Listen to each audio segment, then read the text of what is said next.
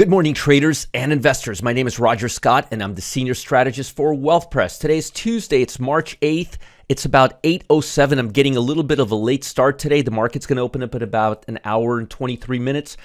The Dow's fairly stable. This is mostly random, as you can see here. After an 800-point plunge in the Dow, it would be nice to see a little bounce, but it doesn't look like we're getting much of a bounce. Bottom line is NASDAQ is lower and Dow is up, but this is randomness. This is complete randomness. As far as Fed data today, we've got two big reports. We've got international trades in goods and services. That's going to be very important in terms of how the supply chain is impacting the economy. And boy, oh boy, if we think the supply chain has been impacting the economy during COVID, wait till we see what happens after this war. And I'll talk about basic materials and chemicals and so forth. Also, international trades in goods and services will be joined by the Red Book, which is a private report on same-store sales, which will give us a really good idea of retail sales right now, which make up 2/3 of the economy, and that'll reflect on the consumer sentiment, which also reflects on the economy based on retail sales. So consumer sentiment and Red Book will give us a good idea of how retail sales are doing. The CPI on Thursday will give us a good understanding of how consumer prices or inflationary pressure are impacting the consumer. But again, international trades in goods and services, supply chain. Today is all about supply chain, and boy, oh boy, we've got some energy supply chain issues. Let me talk about the broad market, and then I'll get into the nitty-gritty. So, surging prices for oil, other vital commodities have been rattling global markets, and the situation remains uncertain as investors search for safe havens for expanding sanctions against Russia. How long ago did I tell you guys to deal in commodities, to start looking at commodities? Oil prices are at $130 a barrel, and some experts suggest they may go as high as $150. I thought they'd go to about 100, then I thought 120 with the war, but 150 doesn't sound that unreasonable right now. Russian troops were making significant advances in southern Ukraine early Tuesday, but were stalled in some other regions. South Ukraine, that's Odessa, that's where my parents are from. Ukrainian officials were skeptical over a Russian plan for safe corridors to let civilians escape fighting after earlier efforts to establish evacuation routes crumbled and more attacks renewed. Analysts expect the war in Ukraine to top the agenda, and this is what I've been talking about for some time, and say the full impact of the conflict is yet to be fully taken into account. Just like COVID, remember what happened after COVID? COVID was mostly a fear-based, and then after COVID, we started having all the impact of COVID. The cruise lines, the airlines, the oil prices, the stay at home. So we still haven't felt, or are not even close to feeling, the full impact of this war. It's going to be a pretty big one, especially for Europe. Worries are growing that Russia's invasion of Ukraine will squeeze already tight supply of oil. And I know that U.S. is trying to work out a deal with Iran right now. Russia is one of the world's largest energy producers, and oil prices already were high before the attack, because the global economy is demanding more fuel after disruptions in travel and manufacturing from the pandemic. It's like when it rains, it pours. Reports Tuesday highlighted European leaders to find a way to reduce the region's heavy reliance on Russian natural gas.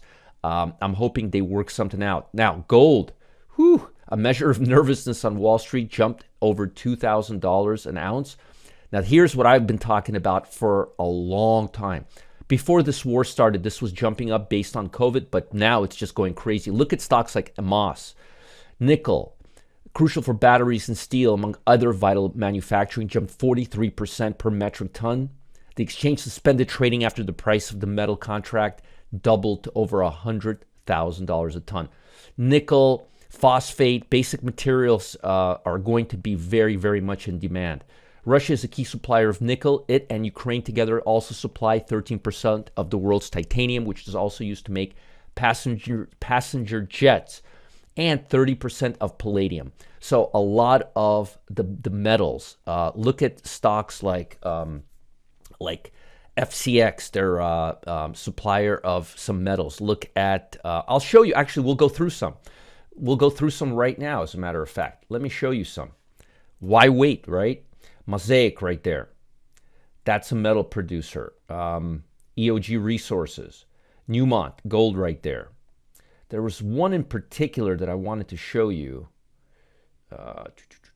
Where is it? FMC's one right here.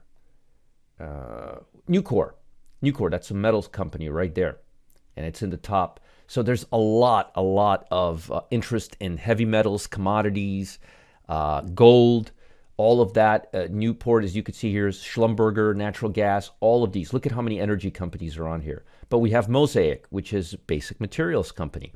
Anyhow, let me continue going through this. As far as put to call ratio, we're still elevated, which means the market are towards the oversold territory and they will rally. Maybe not today, maybe not tomorrow, but boy, oh boy, after a run like this, notice nothing is hitting the red line for a while. Everything is up on this part, which the low is near the 890. Anything over 1 is telling us market is grossly overbought, and it's been just sitting in this area for quite some time now. Now, in terms of volatility, I'm noticing volatility starting to come down. If volatility comes down, it's down about 3%. If volatility starts coming down, very, very bullish for the market. The bond market actually was lower yesterday. That's right. The bond market was lower, even with the stock market lower. That's telling us that the Fed is no longer seeking flight to quality. Investors are not shifting their money into the bond market right now. That also could be because the Fed is going to slow down the purchase of bonds. But this is actually a fairly bullish sign, because with the market down that much and the bond market being down, that means investors are not as fearful as the market participants make it believe, as the Dow participants making it believe. Because typically the bond market would be up a lot with the Dow down so much. Now, speaking of the Dow, fat finger error there. Speaking of the Dow, as you can see here, the Dow jumped quite a bit. We want to see, all eyes are on whether or not the Dow is going to break this low. If it breaks this low, there's a good chance we're going to test the double bottom. Although I expect the second bottom to be higher than the first bottom. But then again, we have a shakeouts happening recently, so it may be a little lower. But I believe this will be a double bottom and the stock market will start rallying. But today's level that you want to pay attention to the downside is the 328 level, or the 32,800 level on the Dow. On the NASDAQ, let me give you that level. The NASDAQ's already breaking down, and I think the NASDAQ is actually very close to bottoming out. I don't see that much more downside. Keep your eye on these levels. What we've been seeing in recent history is, before, in the old days, we would see a second bottom that's a little bit above the first head.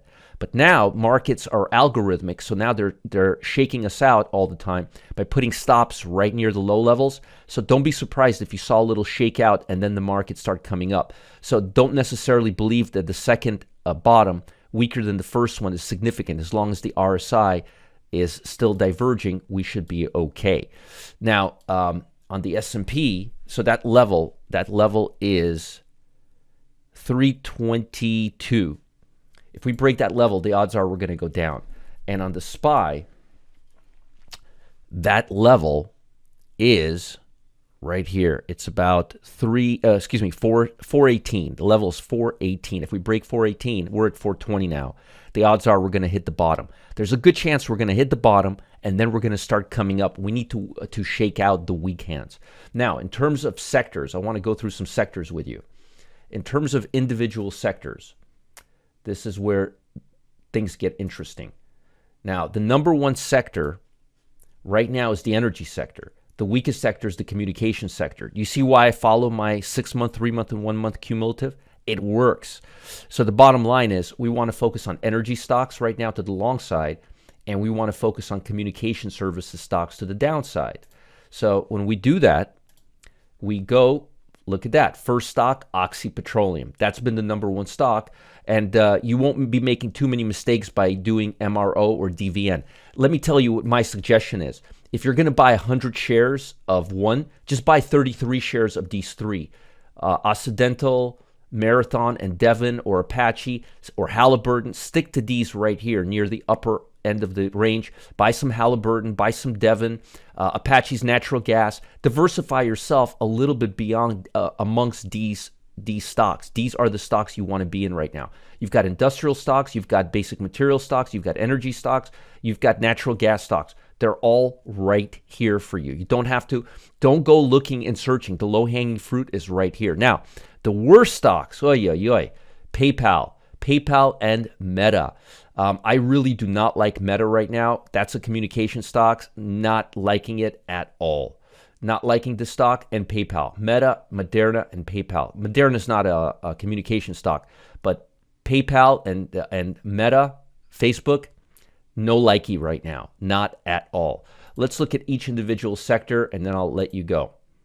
Financials look like they're about to bottom out, like there's no tomorrow, and start going higher.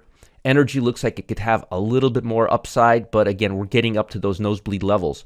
Utilities are going crazy right now, all because of the price of natural gas and energy prices. The prices of commodities are going higher. That's causing utilities to go crazy. Consumer staples looks to be kind of just trickling along, expected to stay within this range. Industrial stocks look like they may be going just down a little bit more, and then they'll stop. Technology looks like it's there. It looks like it's double bottoming. It looks like we're going to go higher very, very soon. Consumer discretionary looks like it's bottoming. Healthcare looks like it's rather choppy. Communications sector looks like it's in the toilet. Real estate looks like it'll be choppy for a while, and basic materials looks way, way overdone. Basic materials, industrial, and technology are way, way, way overdone. Now, we may have a rally coming up in the next few days. You need to pay attention to a few things that are very, very important. The day, folks, the day is finally here. I'm going live today at 1 p.m. Eastern Time to present my super stock algorithmic trading strategy. That's right, my super stock. It's made for supermen.